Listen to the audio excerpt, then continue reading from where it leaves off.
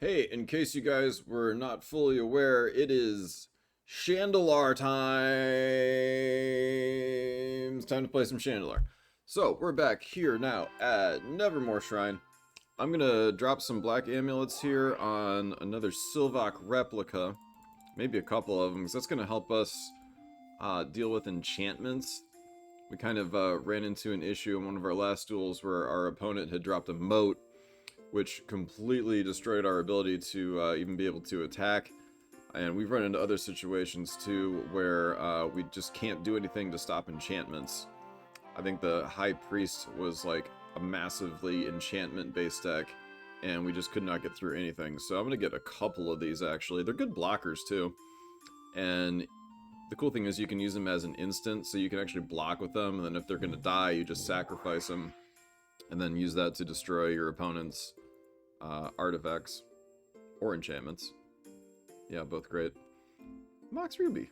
It's nice to have that in our collection, even though we're not playing red. I don't think there was anything else really in here that I wanted to add to the deck right now. I am missing that Hydra so much. I really wanted that Primordial Hydra. And I don't think we can get it back. Especially because, like, in the final duel with Arzakon, where he's got, like, 300 life, I want that Hydra to get, like, absolutely huge, and then I can actually destroy him doing that. Colorless cards for a quest. How are we doing on Wormcoil Engine? We could try and get another Wormcoil. That wouldn't hurt to have 3 in our deck. It's kind of a core card. Let's do that. Let's try and beat a Sedge Beast. And then I'm going to go up to the Cyclops dungeon and see if I can pull out Demonic Tutors. That's what I really want. Come on, Sedgy. Where are you at, Mr. Sedge? Sedge? Oh, it'd probably help if I put the Sylvok replicas in my deck. Did I do that? Yeah, I did. Okay. Memory of a goldfish here, man. This is the one I want. Okay, south of Nevermore Shrine, which is where we are. So it should be like right over here somewhere, and we just need a Sedge Beast to spawn. Where's the dungeon? Where is the dungeon?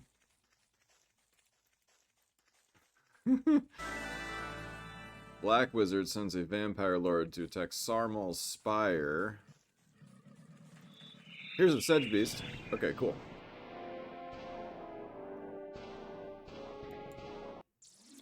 We're anteing our Diabolic Tutor. I need to pay more attention to what I'm anteing, too, as it goes along, because that may affect how I play.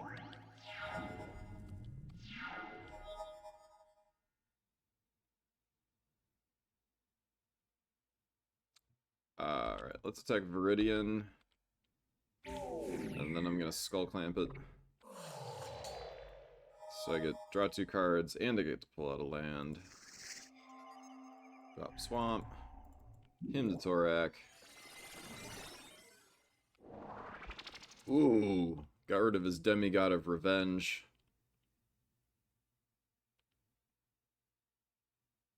Wow, that's super powerful, especially if you're using multiple in your deck. It's our beautiful Mox Jet.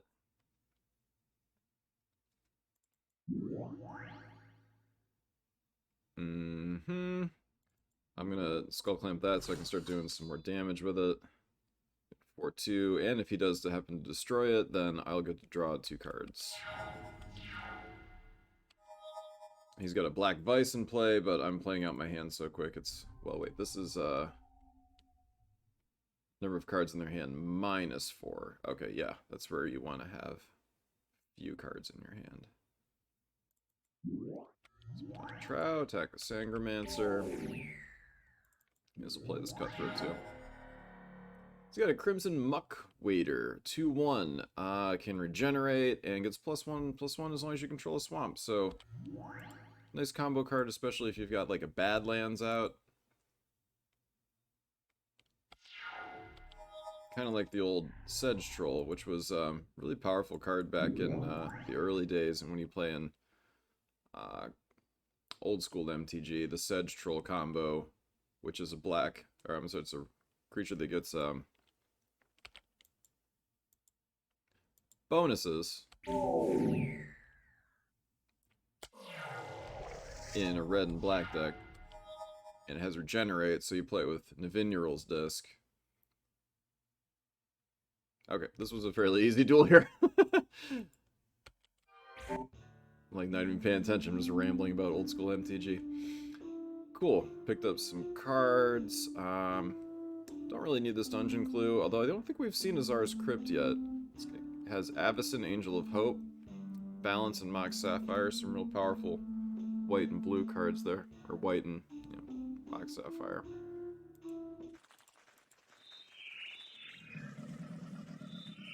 Alright, so I'm going to drop another Worm Coil in my deck, and then we'll find that dungeon.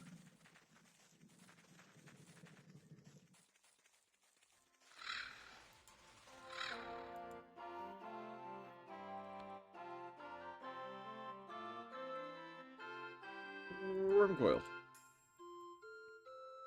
Awesome.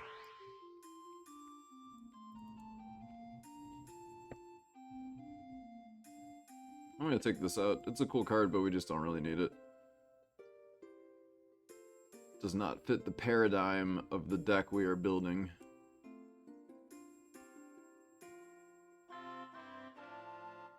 The rest of this, I think, is pretty good.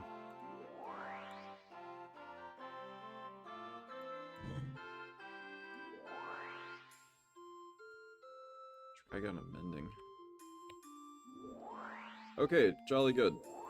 Now, the Black Wizard has only 1 mana tap. No, I'm sorry, 2. Red Wizard has 3. We need to start cleaning these up quick.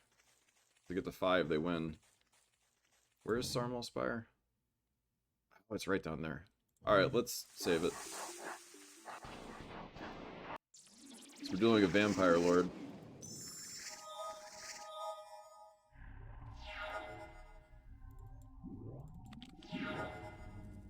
Child of Night, good 2/1 lifelink creature. Goodbye. Okay, another 2/1.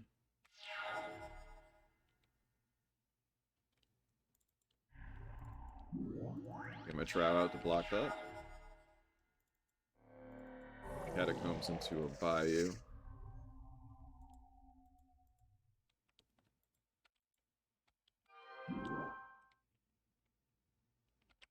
Ooh, okay. So use this to give that first strike, so it's going to kill my Trow and spare his creature. Of course, my Trow is going to come back.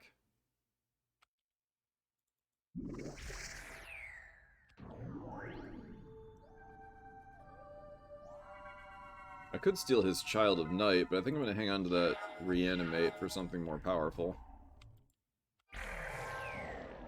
There we go.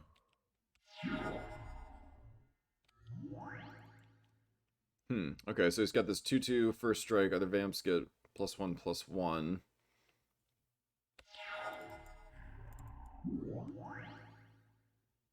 I'm just gonna go ahead and steal this creature. You know what? Should I take the one with the lifelink? This might be more useful. Eh.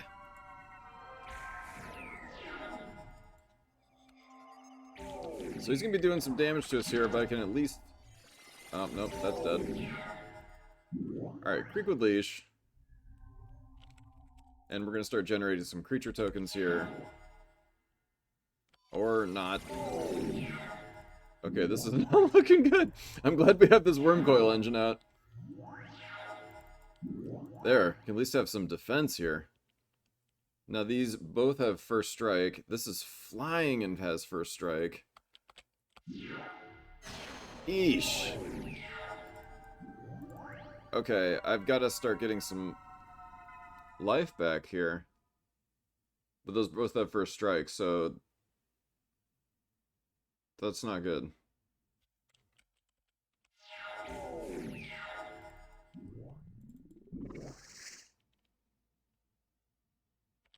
Oh, we're just barely hanging on here. Okay, this is not good at all. No! I think we're gonna lose this one. Yeah.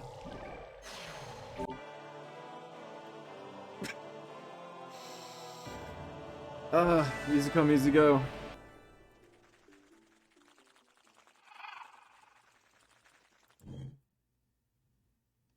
I think we just didn't really have a very good draw on that. You know what, we're right by the Black Castle. And that wizard is attaining mana taps at an alarming rate. So I'm gonna see if we can just storm the Black Castle.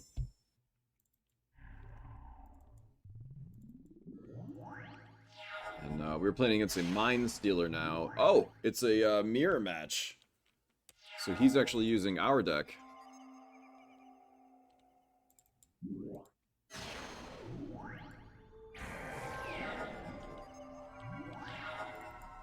He might have gotten a slightly better draw than me, too. Ooh, here's Noxious Noxious Hatchling. So I can play that out. It's going to be a 2-2. I am not going to block. Oh, he had a giant growth anyway. But I can drop Creekwood Liege, and then since that's blue and black, that removes multiple of those counters. So that's up to 6-6 now. Of course, he's got a Maze of Ith that he can use to stop my attacker.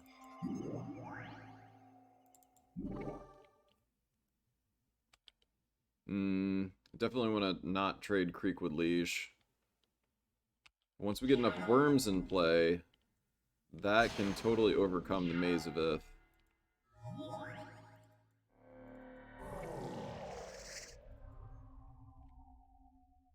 So I can attack with both of these here.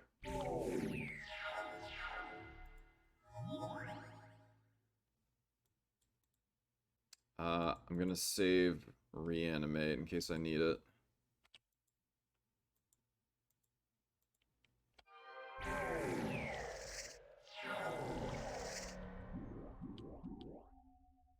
There goes my Creekwood Leash.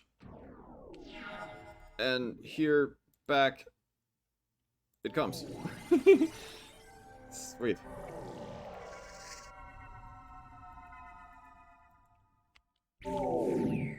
Wow, he managed to hang on there. And now he's got a Creekwood Leash. But it's not going to be enough to save him. There we go. It's a brain.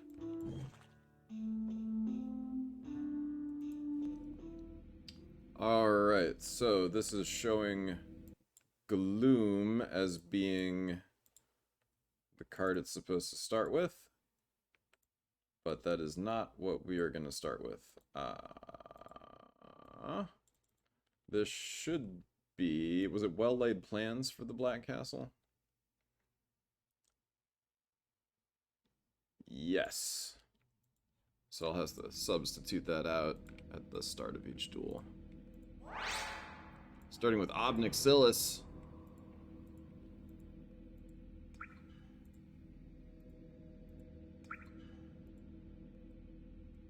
Okay, lots of power-ups in this dungeon. This castle. Oh, nice. There's the Black Wizard. Okay. So, there's actually no point in dueling this guy. We can just go straight through these power-ups. Actually, we can go straight to the Black Wizard. That's incredibly lucky. So, let's see what we get here. Oh, we get Obnixilis! If I lose this duel with Obnixilis starting in play... Okay, so not Gloom. We need to put a specific card into opponent's territory, F2. And if you're just joining this video, this is because I didn't have something set up properly when I started the game. It's supposed to start with well-laid plans. So there's got Lich's Tomb. Of course, this one's always kind of weird. Like, if I start with a creature in play and I do some damage first turn, it's going to end up destroying everything. But here, well-laid plans prevent all damage that would be dealt to a creature by another creature if they share a color. Ooh! Library of Alexandria.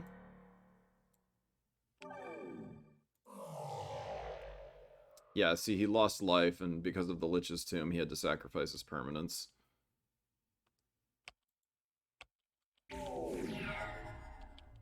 Starting with a Mox Jet and a Hymn to Torak, which is going to totally negate my ability to use Library of Alexandria next turn, so I can hold on to cards, but I do want to start playing some things out. I only have access to 1 black and 1 colorless mana. Let's maybe hold off on playing anything for the moment. Although, that would make him 9/9. I should have done that. That's stupid. Alright, never mind. Let's do 3 damage. Now he's 9/9. And, yeah, not drawing any lands anyway, so that was the move to make. There we go. Too easy. But, you know, that's the luck of the draw. And that Shandalar, in a nutshell, is we started the duel with Obnixilis, and randomly, like, my opponent could just as easily start with something super powerful like that. Now, what I want...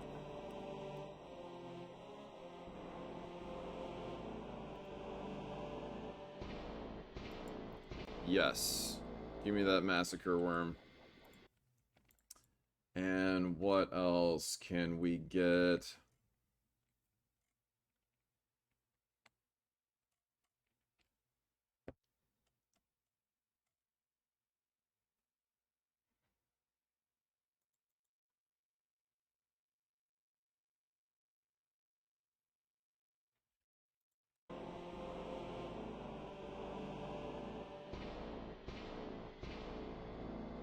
You know what? I want a 4th Creekwood Liege. It's such a critical component to this deck, and it builds on itself, so the more we have of those in play, the better.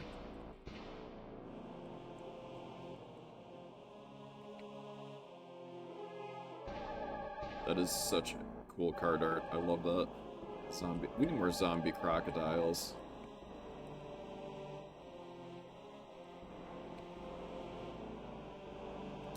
You know what? This is a cool card. I'm gonna put this in my deck.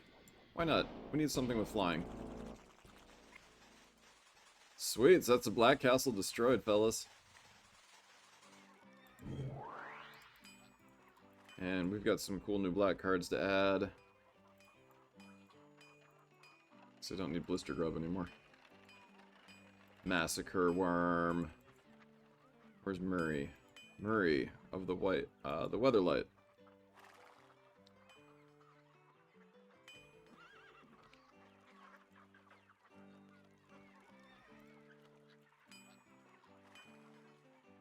And Creekwood Leash. Hey, we have a Chromium. I forgot about that.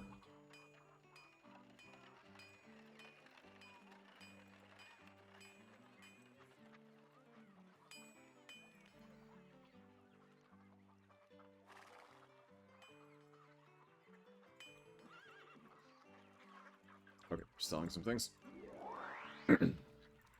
Black Amulet at Sarmal Spire. We don't really need to go up there. What we need to do now is go attack the Red Castle. And then it's on to Arzika. I think I maybe need another swamp in my deck.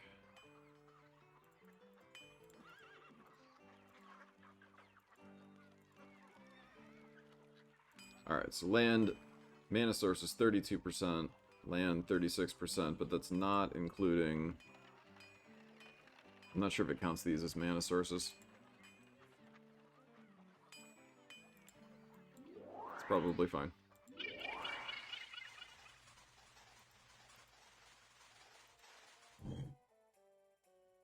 Okay, to the Red Castle.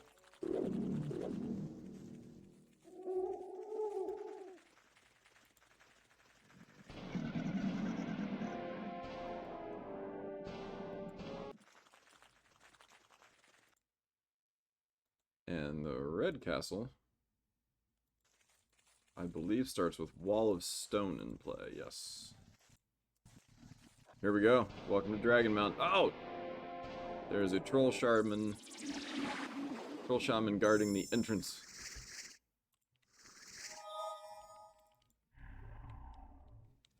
Okay, I'm gonna save that Dark Ritual and go second turn Creekwood Liege.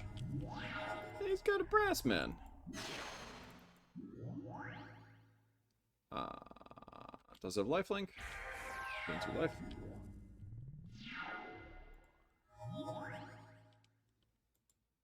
Thank you for the 2 life. Probably should have attacked with Creekwood. Oh, it's dead. How did he do that? Arc Trail. 2 damage to one target creature or player, 1 damage to another.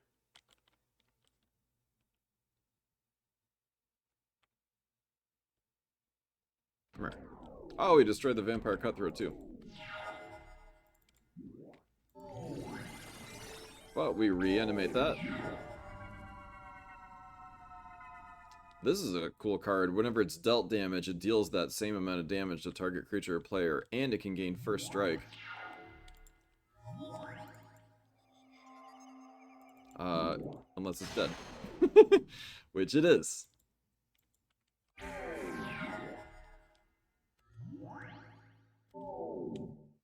So we got Caldeum Marauders now. It does 1 damage when it comes into play, and it's 3/3 vanishing.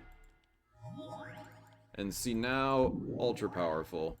Getting that +1/+1 from both Creekwood Lieges for being green and black. It just makes this stomp everything. Now I don't want him to double block and kill the Creekwood Liege, so I'm just sending those 2.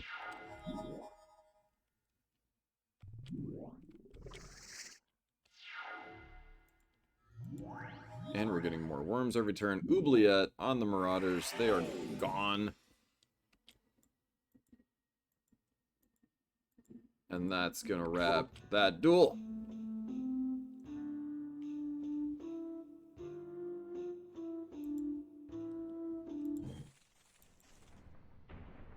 Paladia Mors. Amazing. Hard art. Alright, here we go.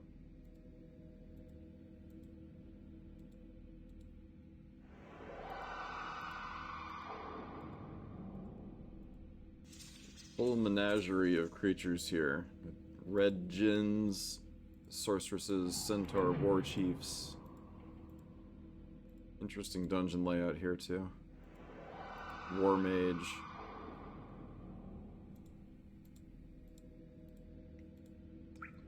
I think I'm gonna take this power up and then try and go right up the center here. A little bit of a life boost.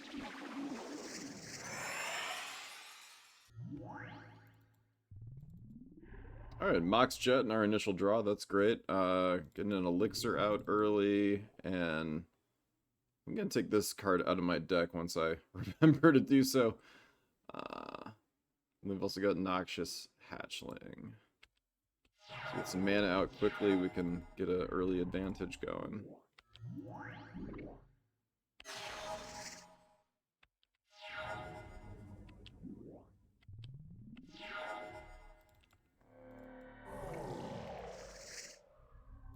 Alright, great. Here's our Noxious Hatchling. I can get some lifelink going on here with Vampire Cutthroat.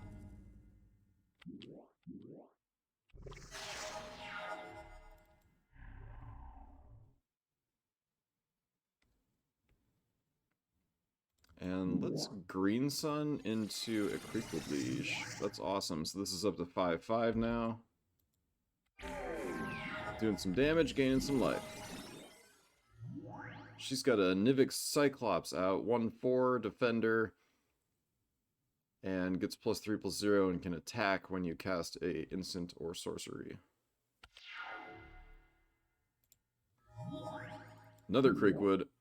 We're up to 9/9 on our Noxious Hatchling. That's awesome. That's enough to, even if this wasn't reduced in defense, in toughness, that would be enough to stomp it.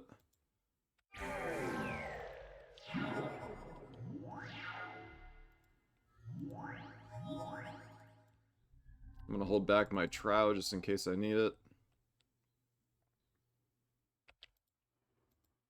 And we're just attacking with everything now. Nice.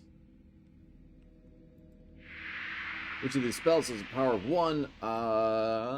Suture Spirit. Azumi Cutthroat. It's not Org, I know that.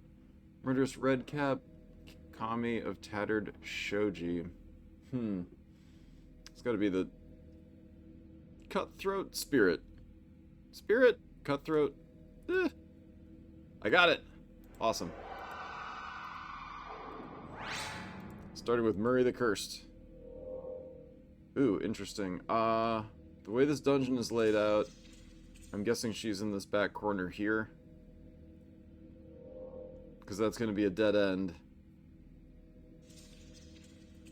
And there are quite a few creatures to get through to get there, although we might be able to go down this corridor here. I think that's going to work. Let's try that out. So Chaos Sphere, this now has reach, and she has flying and can't block creatures that don't have flying, I think. It gets to be a bit confusing. Hence it being chaos. Yeah, so the wall can block her. Her flying ability is actually like a negative now with Chaos Sphere in play.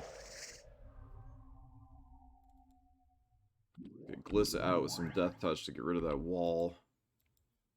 Oh, look. She is doing combat damage, though, so she's going to gain a +1/+1 every combat that she gets blocked by that wall.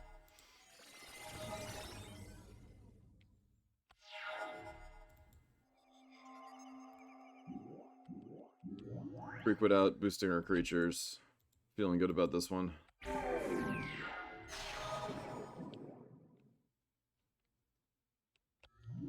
Just got a Kiln Fiend out.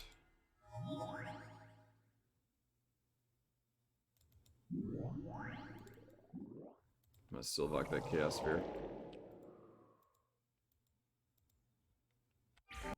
Yeah, there we go. Oh, it's all power-ups. Okay. Starting next duel with Noxious Hatchling. So I'm still pretty sure she's back here, but since we do have these power-ups, I don't want to waste them, because if you get one, it reduces, basically removes the last one that you had. So let me duel this one over here, and let's see if I can get a look down this hallway to figure out what's going on. If she is back in that corner, I might be able to see her by doing that.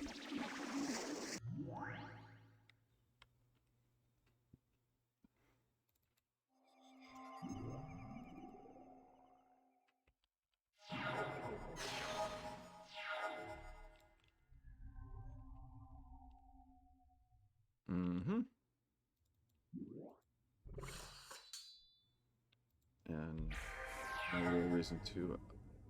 Oh, that has Wither, doesn't it? Yeah, so we can slowly erode that wall. That's awesome.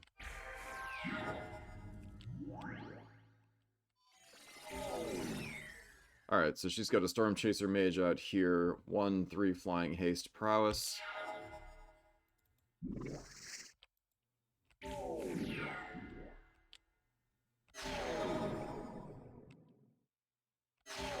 Okay, yeah, taking some damage from that. But we can cast Putrefy on it next turn to get rid of that. Or... I do have 8 cards in my hand, so I can't really... Yeah, and she managed to kill our Noxious Hatchling, so... I'm just gonna go ahead and kill that now. Some more creatures with haste and prowess.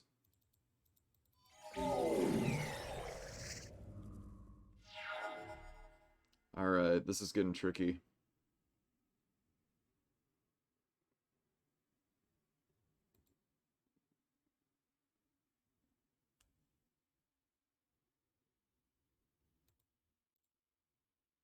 I think I'm gonna... I can either reanimate the hatchling.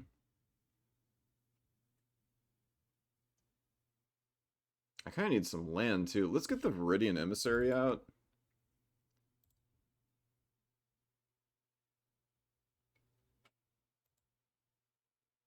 Alright. Yeah, green mana for that. And then I'm gonna reanimate. Probably should have done that in the opposite order. That would have counted as a green spell.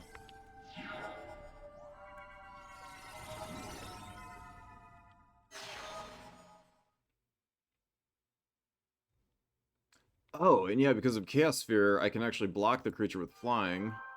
I'm gonna do that, and then draw a land off here.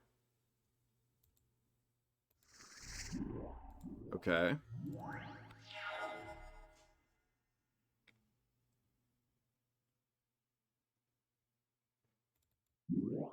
Okay, Creekwood, so that's up to 6 now, which gives us some blocking power.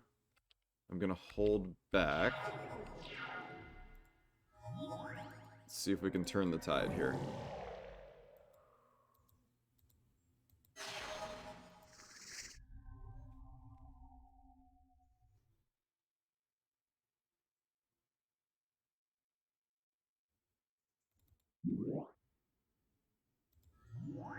There we go.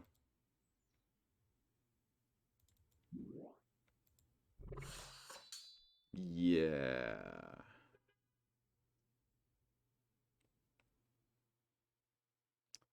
Actually, might not hurt to attack here. Noxious Hatchling, that can do 4 damage.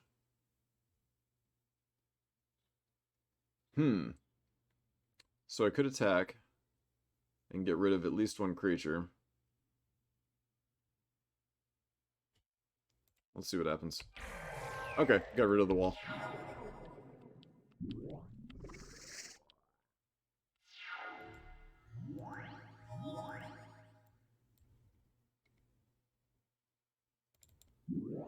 See if I can use that to gain some life. I don't want to lose any of these creatures other than maybe the worms, and I can do a Skull Clamp, draw.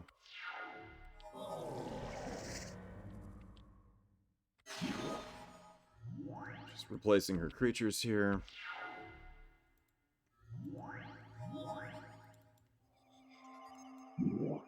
But we have definitely come back around on this.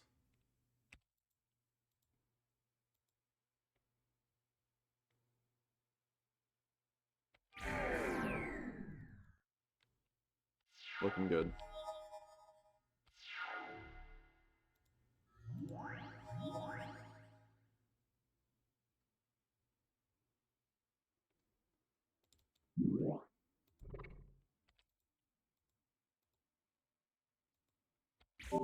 There we go.